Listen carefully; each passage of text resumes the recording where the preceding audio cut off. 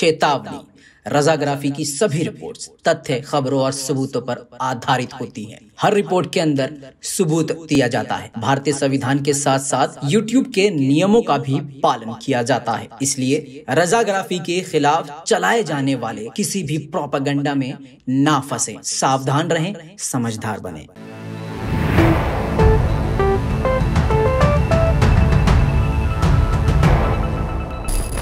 सलाम, नमस्ते, सत श्री अकाल। मैं हूं रजा और आप देख रहे हैं रजाग्राफी। जब भी मैं आपको सच दिखाता हूं तो अंधभक्तों के गलत जगह पर गलत छेद में रॉकेट पड़ जाता है, तिलमिला जाते हैं, क्योंकि उनके बाप ने मना किया हुआ है गोदी मीडिया को सच दिखाने को। और जब ये खुद ही दोगलापंती है इनकी। कल तक तालियां बजा बजा के शोर मचा रहे थे, तालिबान आतंकवादी था। जब बाप खुद मिलने लगा वहां पर, बाप की तो सरकार है इनकी, पापा मानते हैं ना। तो ये दोगलो लोगों ने जब दोहा में तालिबान से मीटिंग कर ली तो शांत, चुप, अब खामोश, अब तालिबान आतंकवादी नहीं है।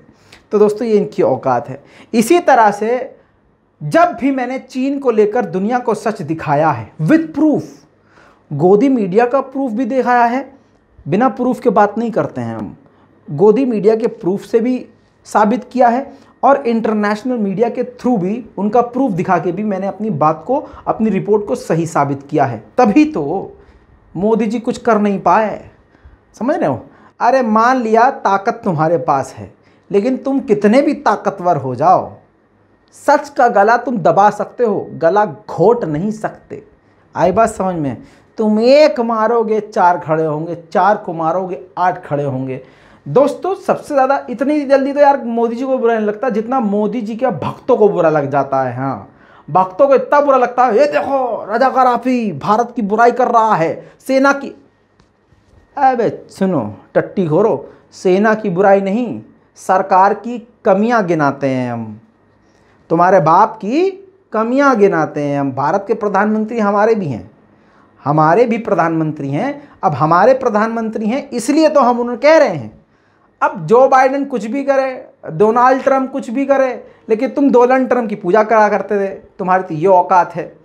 तुम जो है इजराइल के प्रेसिडेंट, क्या नाम है उसका, नेतन्याहू, उसकी भी यार तुम चाटा करते थे, तो तुम्हारी यह औकात है। लेकिन अगर प्रधानमंत्री हमारे भारत के हैं और हम भी इसी भारत के ही हैं, ऑब्वियसली भले ही तुम मानो न मानो, तुम्हारा बाप का थोड़ी ना देश है, जूता उड़ा के मुँह मारेंगे।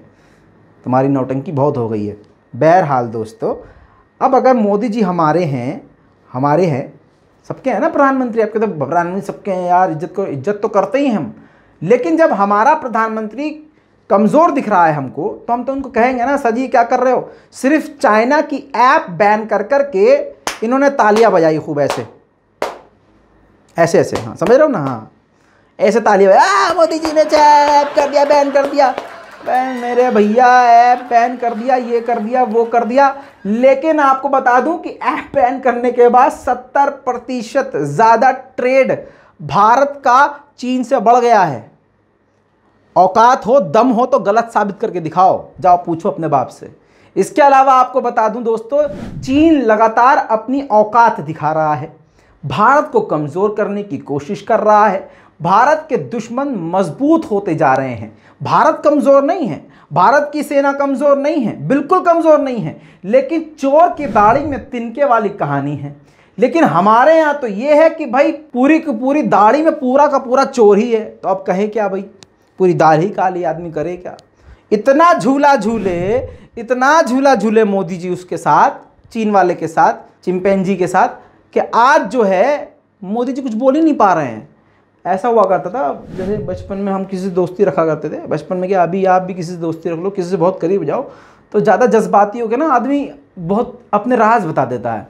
तो हमको कभी कभी लगता है मोदी जी पता नहीं कौन सा राज बता दिए हैं चाइना के उसको, इसलिए जो है बोलो नहीं, चाइना के बारे में कोई नहीं बोलेगा, यहाँ बात करो, हमारा आंतरिक मैटर है।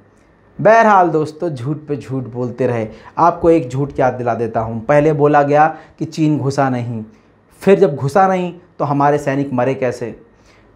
भले ही हमारे सैनिकों ने बदला ले लिया, उन्होंने हमारे 20 मारे, हमने भाई इनके 40 मार दिए, 50 मार दिए। अबे मैं कहता हूँ पूरा चीन ख़त्म कर दिया। अब वो चीन थोड़ी ना है, वो तो ऐसी है बस, मतलब नक्शा रह गया। जैसे कहीं गिलास रखते हैं, गिलास उठाते हैं तो निशान पड़ जाता है ना, तो वही है। चीन खत्म हो गया है लेकिन निशान रह गया है।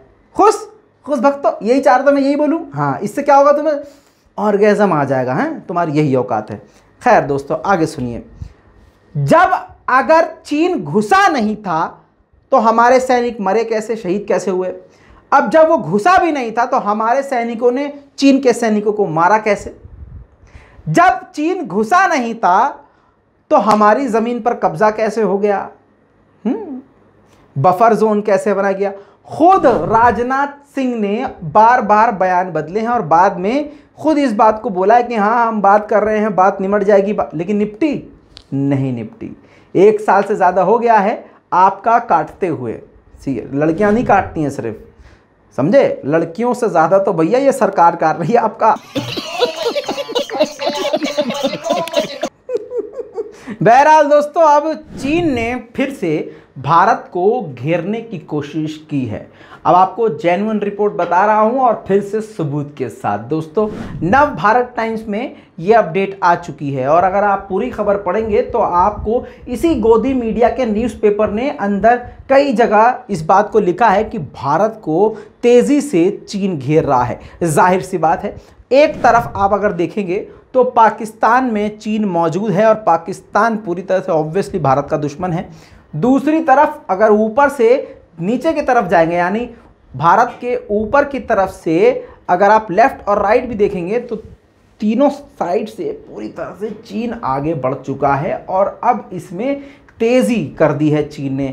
आपको बता दूं कि बंगाल की खाड़ी, जी हाँ, अब ये मैप देखिए, बंगाल की खाड़ी, ये जो समुद्री इलाका है, जी हाँ, यहाँ तक चीन पहुँच गया है। कैसे?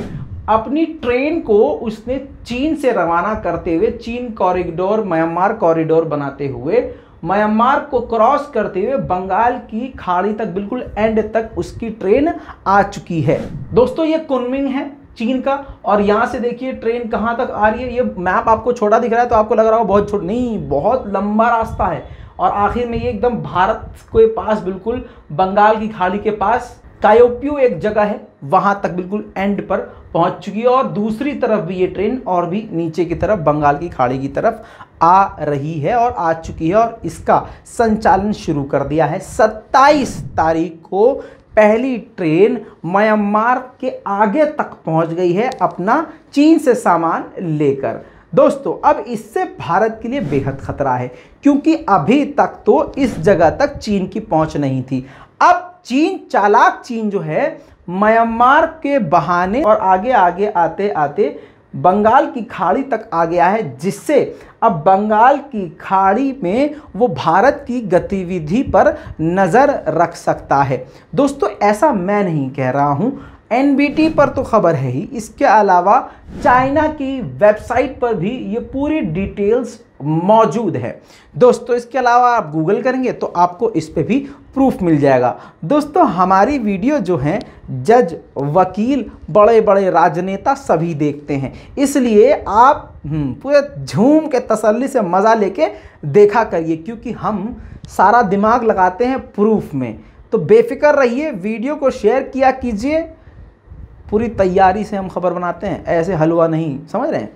अब दोस्तों आगे बढ़ते हैं। इतना ही नहीं, चीन ने, अब आपको अपडेट एक और इसी रिपोर्ट में दे दूं, चीन ने सिर्फ यहां नहीं अंतरिक्ष में भी कब्जा जमाने की पूरी भरपूर तैयारी कर ली है। दोस्तों, ये भी नव भारत टाइम्स पे अपडेट आया हुआ है और इसमें क्लियर कट लिखा हुआ है, अगर आप पूरा अपडेट पढ़ेंगे तो नासा को भी टक्कर देना चाहता है चीन। जी हां, 2035 से अंतरिक्ष से बिजली लेगा चीन। ये सारी बातें अब मीडिया रिपोर्ट्स में आ चुकी हैं और चीन बड़ी तेजी से इस पर काम कर रहा है। ऑर्बिटल प्लेटफॉर्म स्थापित कर अंतरिक्ष पर कब्जे की तैयारी कर रहा है चीन। वैज्ञानिकों को दिए एक पृथ्वी की कक्षा में मेगा स्ट्रक्चर बनाने के निर्देश दे चुका है चीन। अंतरिक्ष में सोलर पावर प्लांट से लेकर टूरिस्ट कॉम्प्लेक्स बनाएंगे चीनी वैज्ञानिक। दोस्तों, ये बहुत बड़ी खबर है, लेकिन मैं आपको इसको शॉर्ट करके बता रहा हूँ।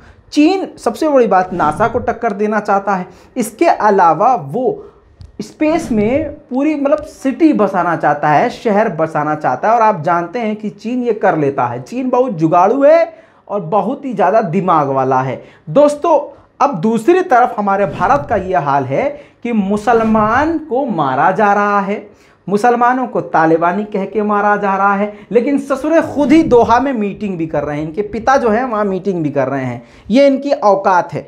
पहले अंग्रेज़ों का गू खाते थे, फिर तालिबान को गरिया रहे थे, फिर तालिबान का भी खा रहे हैं जाके वहाँ। दूसरी सबसे बड़ी बात यह है कि उधर पाकिस्तान से भी भारत को खतरा है। ये खुद भारतीय इंटेलिजेंस कह रही है। चीन तो भाई चढ़ा ही जा रहा है। भले ही हमारे कहा था मोदी जी ने कि आंख दिखाएगा तो आंखें निकाल लेंगे, ये कर लेंगे, वो कर लेंगे। हमें लगता है हमारे 56 इंच वाले की ही आंखों में मोतियाबिंद हो गया, नज़र नहीं आ रहा है। और दोस्तों 56 इंच तो छोड़ दिए यार, 56 इंच तो मतलब क्या ही कहें। 56 इंच की मतलब 56 जो है ना, 56 भी अपने आप को गरियाता होगा कि यार मेरा नाम 56 किसने रखा है। मजे की बात यह है कि इन अंधभक्तों ने बजाय भारत की तरक्की में योगदान देने के, ये मुसलमानों को ही कत्ल करने में लगे हैं।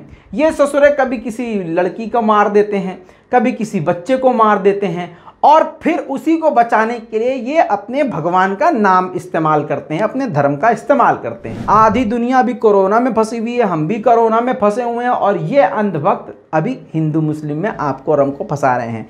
ये स्थिति है। दुनिया कहाँ पहुँच रही है और हम कहाँ हैं। बहरहाल दोस्तों, इस पूरी रिपोर्ट पर आपकी क्या राय है नीचे कमेंट कीजिएगा। रिपोर्ट को शेयर करना मत भूलिएगा, क्योंकि ये खबर गाउदी मीडिया आपको बिल्कुल नहीं दिखा। क्यों? क्योंकि गाउदी मीडिया साहेब का दिया हुआ गोबर वाला चमनप्राश चाट के बैठा है, उसके मुंह से सच नहीं निकलेगा। मैं हूं रज़ा और आप देख रहे थे रज़ाग्राफी। जय हिंद।